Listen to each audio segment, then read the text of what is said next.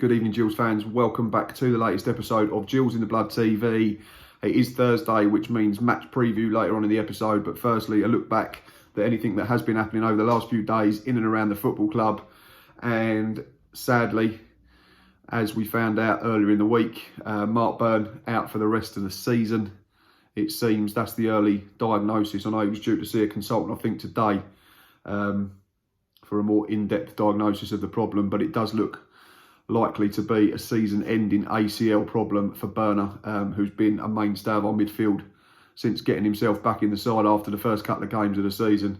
Got himself back to the levels of performance that saw him win Player of the Year a couple of seasons ago. So a massive blow for Byrner himself, a massive blow for Steve Evans and his coaching staff, and a massive blow for us as the fans who enjoy watching him put in a shift every week and display all his battling qualities that have made him a mainstay of our midfield for the best part of 4 seasons now. But he put out a positive tweet in terms of the recovery on Monday or Tuesday, saying that he's a positive person by nature and he's going to come back stronger, which is great to hear. And hopefully we will see Byrner sooner rather than later. But we all know that these types of injuries are long-winded, painstaking, and you can't cut any corners. But it looks like it's going to be a while before we see him back on a pitch in a blue Gillingham shirt. But I'm sure we will see him again. And if you are watching Byrner, best wishes with a recovery. On from that slightly negative note, Double Jeopardy is the back page of Thursday's Medway Messenger. Double Jeopardy in the sense that Steve Evans is talking about a couple of players that he is familiar with. One that he says he tried to sign in the summer, who's going to be an attacking threat in terms of Fleetwood when we go there at the weekend, and we'll get onto them in more detail shortly. But yeah, quickly from Steve, he's talking about Josh Morris, who signed for Fleetwood on a free transfer at the end of the season, having run his contract down at Scunthorpe after their relegation into League 2. Says he had him before.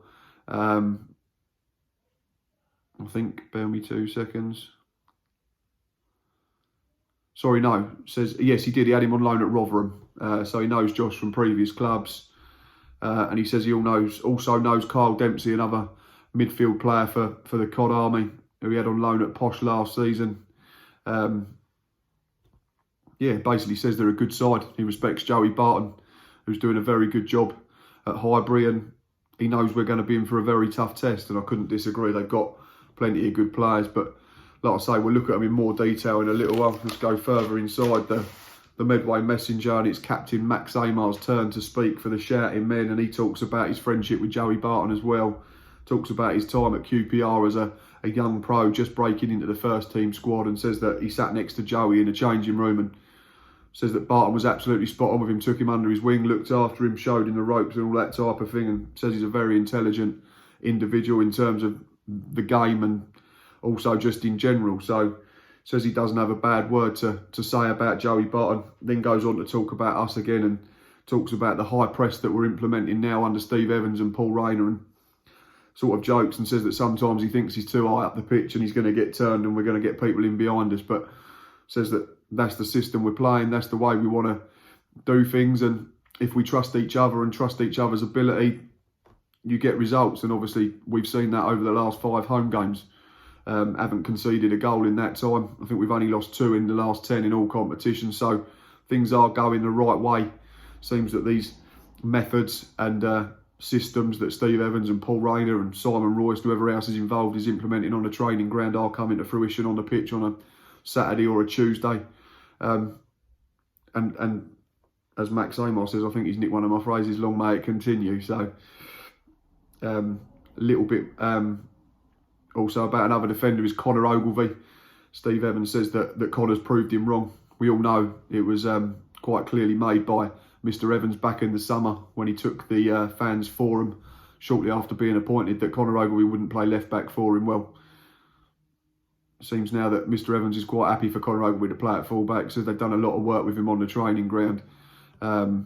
Says we've worked on positional play. We worked on when to go and when not to go. We worked on when to cover and not to cover, when to be calm in possession and when to be rushed. We worked for about 4 or 5 weeks, a lot of one-on-one, and it has paid off. He has been outstanding.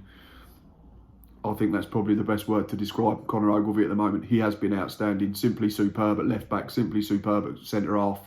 Probably one of the first names on the team sheet now, and he capped another wonderful performance last Saturday with that brilliant winner against Sunderland. So yeah,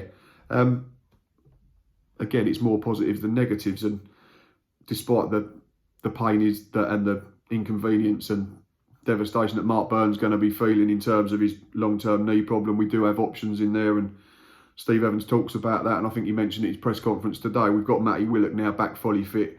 We've got Stuart O'Keefe back from his hamstring problem. We've got Mark Marshall, who came on last week and played and had a decent game. All right, he could have got caught out for the goal that never was, but aside from that, I thought attacking-wise he was very good. Got into some really good areas, and he'll only get better with more minutes. I keep saying that. And we got Ben Pringle back this weekend as well after his 2-match ban. So plenty of options in there at the moment.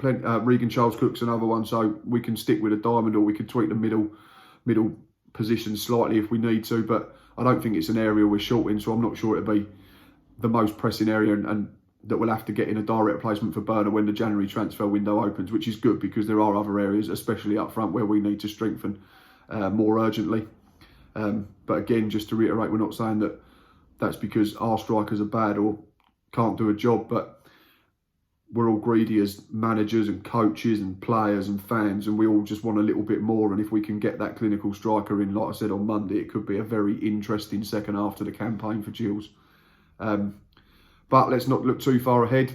Obviously, all the talk this week has been about West Ham because tickets went on sale on Tuesday at 12 midday, and see a couple of things on Twitter that we'd sold 6,000 tickets by 7 o'clock, and Steve Evans has spoken of the fact that we could sell the Priestfield out 2 times over and more. So looks like it's going to be a sellout for West Ham when they come to town on the 5th of January. One that we're all massively looking forward to, but we've got big games before then, and they don't come any tougher than Saturday when we travel up north to Highbury to take on this team.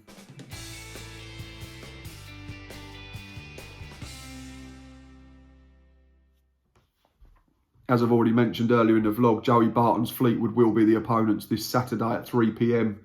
And if we have a look at the comparative form of the two sides, last 6 in the league, bit up and down for Fleetwood. They've gone win, lose, win, lose, win, lose. So they've taken 9 points from 18 available.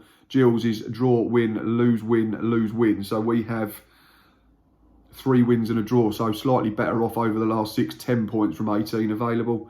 If we look at home though, Fleetwood pretty much flawless. 5 wins and a loss from their last 18 points available, so 15 taken. Gills, not great on the road. We don't lose loads, but we don't win enough. Draw, loss, draw, draw, win, loss. So 2 losses, 3 draws and the solitary win, which is still our only away victory this season coming at Accrington. So 6 points from 18 available. But we have only lost 3 of our last 9 in League One. Current form's rock solid. Like I've said, Fleetwood inconsistent on the whole at the moment, but Fortress Highbury, we've spoken about making Priestfield a fortress again. Fleetwood going to be very, very tough to beat up there, but I don't think our form's too bad up there in the last couple of seasons, so should be an interesting game. In terms of personnel for the Cod Army, Paddy Mallon's their top scorer with 14 goals in all competitions. They've got plenty of other options in forward areas, the likes of Josh Morris, who's already been spoken about, Ashley Hunter, Ched Evans, plenty of experience to complement that as well. Peter Clark, a really astute signing in the summer, I think coming in on a free from Oldham Athletic from the division below. Paul Coots played for Sheffield United in the Championship. Ross Wallace, bags of experience with bigger clubs. Not to mention Ched Evans and Paddy Madden that have already been mentioned. They've been round the block plenty. They just look a really, really solid